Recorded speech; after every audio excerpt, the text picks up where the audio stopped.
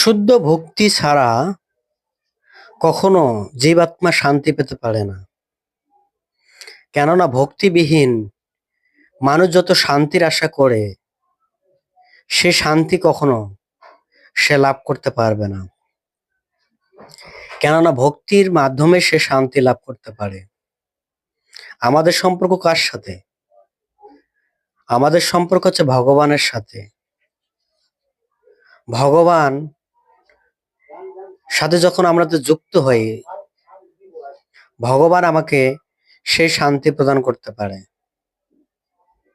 আমি ভগবানের সাথে যুক্ত হব না, তো ভগবান আমাকে শান্তি প্রদান করবে না, বরঞ্চ ভগবান আমাকে আরো বেশি দুঃখ প্রদান করবে।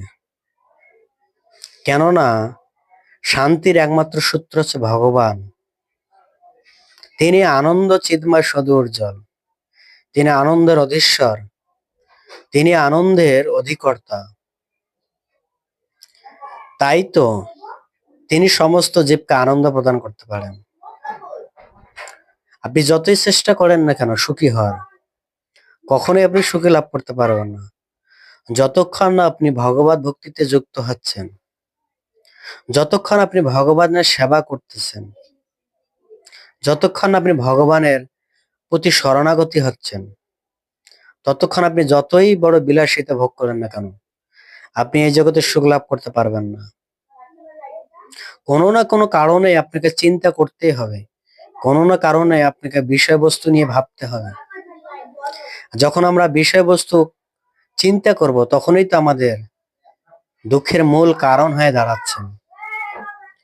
তো আমাদের ভগবত ভক্তিতে আমরা যুক্ত হয়ে, চিন্তা চেতনা মুক্ত হয়ে ভগবত ধাম ফিরে যেতে পারি। যতক্ষণ আমরা এইরকম করবো না, ততক্ষণ আমরা শান্তি সুখ লাভ করতে পারবো না। একটা কথা আছে, হচ্ছে ভোগেই শান্তি, ত্যাগেই শান্তি না। কেননা শান্তির একমাত্র সূত্র হচ্ছে ত্যাগ। আমাদের ভোগ করার কি আছে, আর ত্যাগ করার বা কি আছে? সবই তো ভগবানের, সবই তো ভগবানের সৃষ্টি। আপনার কি আছে? আপনি কি নিয়ে আপনি ত্যাগ করবেন, কি নিয়ে ভোগ করবেন?